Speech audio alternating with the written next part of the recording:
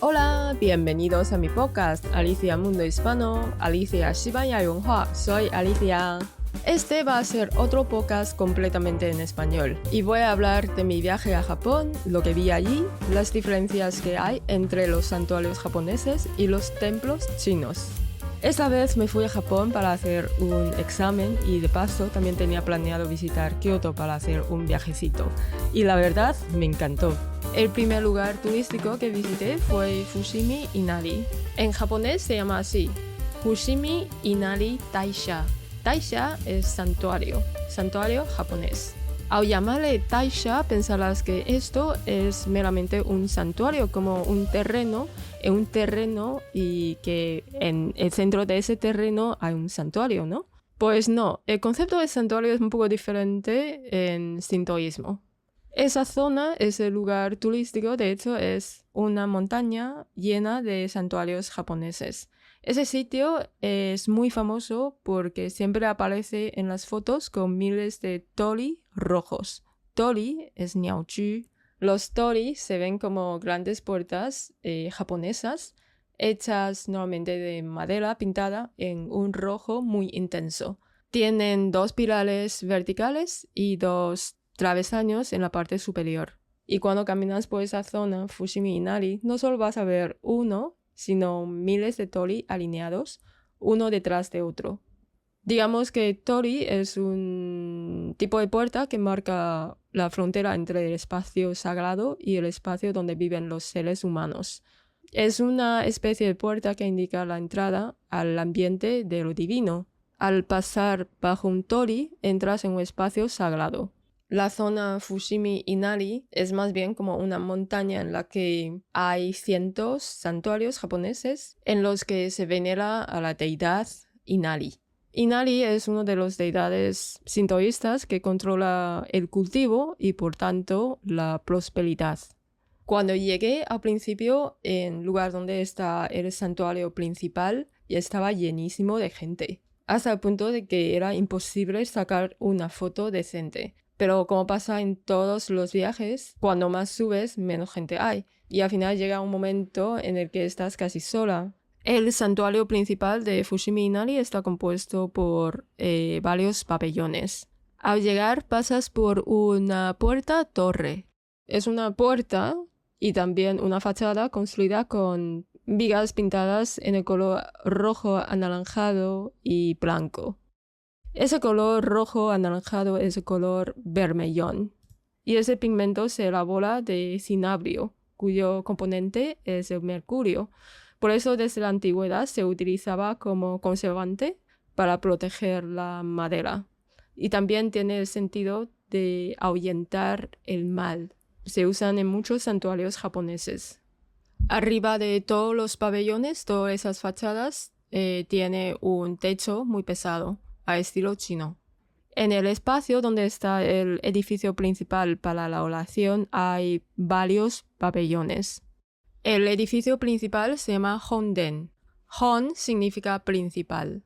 En el Honden es donde se guarda el objeto sagrado que representa a la deidad. Es el corazón del santuario y también se conoce como Shinten. Una vez pasas el pabellón principal, en la zona trasera del santuario llegas a Haiten y Heiten. Hai para rezar y Hei es sobre las monedas. En Haiten se celebra varias ceremonias al mes. Es donde los fieles, los devotos, realizan las ofrendas y las oraciones. Es un espacio dedicado al culto público. La forma de rezar en Japón es diferente a la china. La parte de ofrecer monedas para rezar es más o menos igual, pero en Japón se dan 2 palmadas antes de rezar y se agita la campana antes de rezar, como si estuvieras avisando a Kami de que vas a empezar la oración. Es una forma de anunciarte, de decir, estoy aquí, voy a empezar. Estos días en Japón tengo la sensación de que la gente es muy educada. Siempre te avisan, te dan alguna señal antes de hacer lo que sea. Pues en los santuarios los ritos parece que son bastante minimalistas. Nada de inciensos ni preguntar por fortunas con velillas. Las figuras de deidades tampoco son claras. Sé que el taisha que fui, el santuario que fui, se venera solo una deidad, pero hay 5 figuras que la representan. Solo que no los vi en ninguna parte. Y eso es muy diferente a los templos chinos, porque en los templos chinos la imagen de Dios siempre es como los más importantes y diferentes dioses suelen convivir en el mismo templo, cada cual tiene su propio altar, pero ocupa diferentes funciones.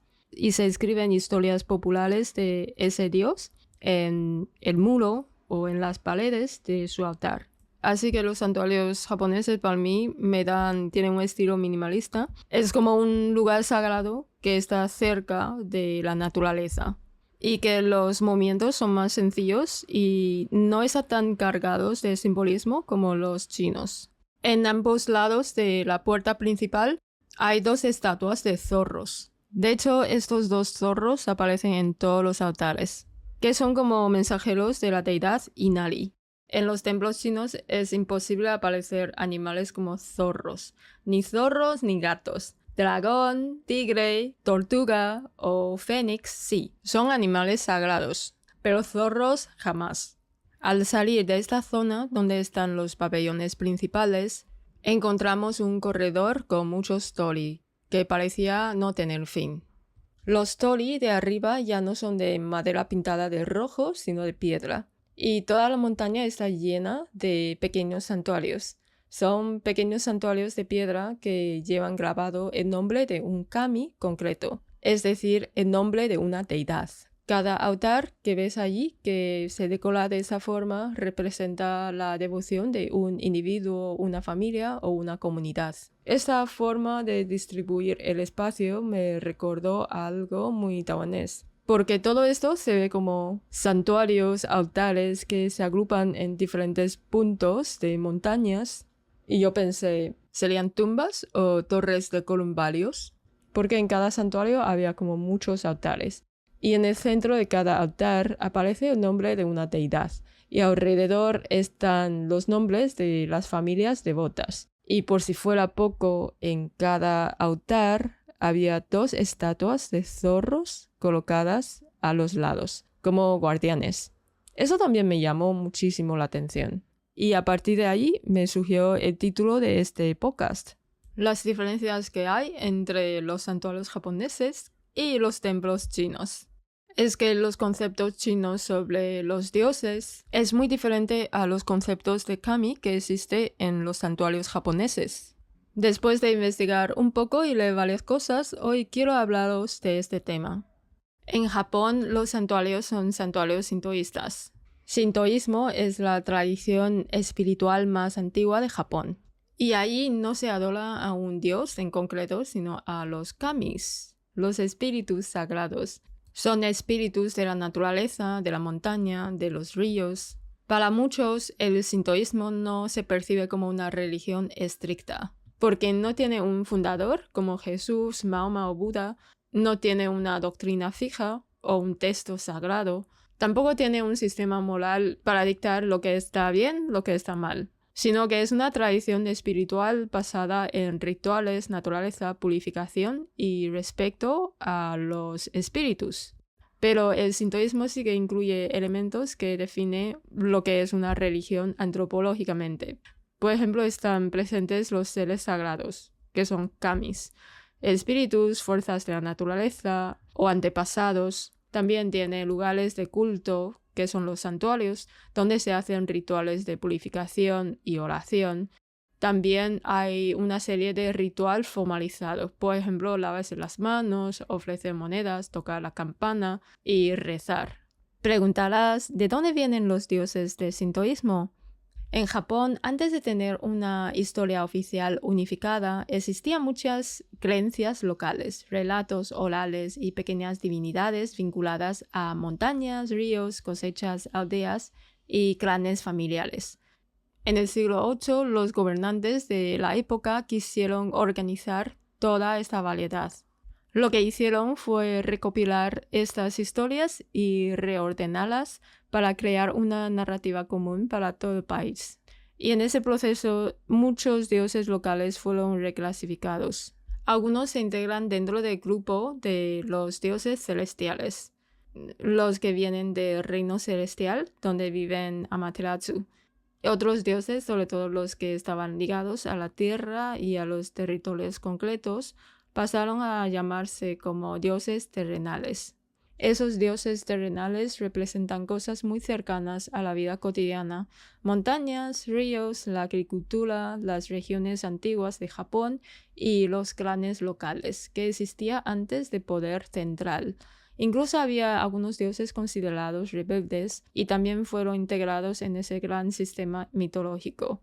Por eso, cuando hablamos de los dioses terrenales, no solo hablamos de dioses de la naturaleza, sino también de la memoria de un Japón antiguo, previo a la unificación, lleno de tradiciones locales que luego fueron integradas en un relato nacional. Ahora hablamos de los dioses fundamentales del sintoísmo: Amaterasu, Izanagi y Izanami. Esas son tres deidades más relevantes de la mitología japonesa. Amaterasu es una de las deidades más importantes de todo el panteón japonés. Es la diosa del sol y la gobernante del reino celestial, donde habitan los kami. En la tradición sintoísta, Amaterasu es considerada la antepasada del emperador de Japón y, por tanto, el origen espiritual de la familia imperial. Luego, Izanagi y Izanami son dos creadores de las islas y la naturaleza. Mucho antes de Amaterasu, la mitología japonesa cuenta que los dioses encomendaron una misión a dos deidades, Izanagi e Izanami. Su tarea era dar forma al mundo, porque la tierra todavía flotaba como una masa informe sobre el mar. Desde un puente celestial, estos dos dioses introdujeron una lanza divina en el océano. Las gotas solidificaron y formaron una isla. Luego descendieron a esa isla y decidieron unirse como pareja. Su unión dio origen a muchas de las islas de Japón. Según la leyenda, la diosa creador dio a luz a muchas deidades, como las de las montañas, los ríos, los mares, la neblina, etc. Son, por lo tanto, los grandes creadores del paisaje físico de Japón. Ahora que ya hemos visto el contexto general, volvemos a uno de los santuarios más emblemáticos de todo Japón, Fushimi Inari. Este santuario es famoso en todo el mundo por sus túneles interminables de torii rojos. Pero detrás de esta imagen tan turística hay una tradición espiritual muy profunda. ¿Quién es realmente el dios de Fushimi Inari? Fushimi Inari no venera a un solo dios, sino a 5 deidades principales. Sus nombres representan diferentes aspectos de la gran divinidad conocida como Inari Okami, el dios de Inari. En sus inicios, Inari era un dios de la agricultura, especialmente del crecimiento de los cereales y la prosperidad de las cosechas. Japón era una sociedad basada en el arroz, por eso veneran a Inari. Con el tiempo, a medida que la sociedad evolucionó, también lo hizo la devoción. El poder espiritual de Inari se expandió y empezó a abarcar otros aspectos de la vida diaria, por ejemplo, prosperidad en los negocios y la curación de enfermedades. Hoy en día, Inari es una de las deidades más multifuncionales y queridas de Japón. ¿Por qué en el monte de Fushimi Inari Taisha se levantaron miles de torii rojos? Todos esos torii son ofrendas. Han sido donados por empresas, asociaciones o particulares. Tenían como 2 funciones. Primero, pedir que un deseo pase, que sea aprobado. Y segundo, agradecer un deseo que ya pasó, es decir, ya se cumplió. Así es como se levantaron miles de torii, formando un corredor simbólico donde se mezclan los deseos humanos y la gratitud hacia la divinidad. Es un camino hecho de petición, logros y agradecimientos. ¿Y por qué ese color tan intenso en los torii rojos? El color tradicional de los toris de Inari es un rojo anaranjado, llamado chu. Es un tono muy vivo con un significado muy claro: protección contra las fuerzas malignas. En la tradición japonesa, ese color funcionaba como un escudo espiritual. En Fushimi Inari, el rojo representa la fuerza vital y la energía fértil de la deidad. Así que no es solo un color bonito para las fotos, sino que es un color cargado de intención y de protección. Si subes por la montaña, verás muchísimas estelas de piedra con nombres grabados. Son pequeños altares de piedras que representan la devoción personal de familias y creyentes. Cada pequeño altar lleva escrito el nombre de un dios particular, como por ejemplo Aoki Okami o Shiragiku Okami, Okami, dios grande, que es el nombre de ese espíritu, de esa deidad. Muchos de esos nombres representan la forma específica en la que una familia ha venerado a Inari durante varias generaciones. Hoy en día se calcula que hay más de 10.000 altares en toda la montaña. Cada uno es un testimonio de vínculo íntimo entre la familia y la divinidad. Otro tema curioso son los zorros, las estatuas de zorro.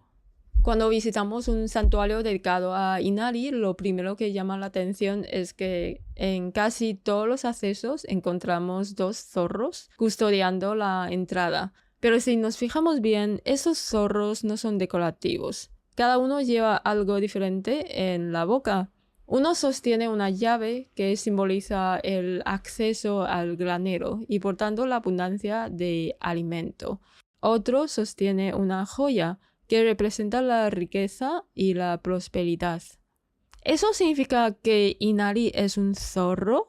No, el dios Inari no es un zorro. Los zorros son mensajeros divinos, seres espirituales que acompañan a Inari. De hecho, no se trata de los zorros comunes que podemos ver en la naturaleza, sino de zorros sagrados, invisibles para los seres humanos. Por eso se les llama zorros blancos o zorros transparentes, una forma respetuosa de llamarlos. En los pequeños santuarios que hay dentro de esa zona, dentro de Fushimi Inari, siempre verás figuras de zorro junto a las deidades principales. Son considerados guardianes capaces de ahuyentar el mal y proteger el santuario. Además, suelen estar decorados en blanco y rojo. El blanco simboliza pureza y carácter sagrado. El rojo, pues, es un color asociado a la protección contra la enfermedad y los malos espíritus. ¿Por qué los zorros están vinculados con los santuarios de Inari? Una de las explicaciones dice que la cola de zorro se parece a una espiga de arroz, lo que creó una asociación visual muy fuerte. Además, los zorros cazan ratones, animales que suelen comerse el grano almacenado por los humanos. En ese sentido, el zorro actúa como un protector natural de arroz y por eso su comportamiento se relacionó con la función agrícola de dios Inari. También existe otra explicación basada en los nombres antiguos de Dios. El dios Inari tiene un nombre alternativo, llamado Miketsukami. Este nombre, si se escribe con los caracteres con kanji, puede leerse como Dios de los 3 zorros, lo que reforzó la conexión simbólica con este animal. Pero la explicación más extendida es la siguiente. Los zorros suelen bajar de las montañas en primavera, cuando empieza el trabajo en los arrozales, y regresar al bosque en otoño, justo después de la cosecha. Este ciclo coincide casi exactamente con el momento en que, según la tradición, el dios Inari desciende a las aldeas en primavera y regresa al mundo divino después de la cosecha. Para mí los santuarios japoneses son como más puros, más minimalistas, más sencillos, más cercanos a la naturaleza. En cambio, templos chinos, templos taiwaneses, mezclan budismo, taoísmo y religión popular. Las imágenes de la deidad están siempre presentes. Además, adoptan formas humanas. Los creyentes van ahí para pedir cosas. Preguntan por su salud, por los exámenes, por las relaciones. La gente usa incienso, hace consulta de fortunas. Y ambiente suele ser como más animado y lleno de vida. Los 2 lugares se llaman templos, pero representan formas de espiritualidad muy diferentes. Ahora dime, ¿te gusta más el ambiente de santuarios japoneses o los templos chinos? Hemos terminado el podcast de hoy, una presentación rápida de los santuarios japoneses. Nos vemos hasta la semana que viene. Chao.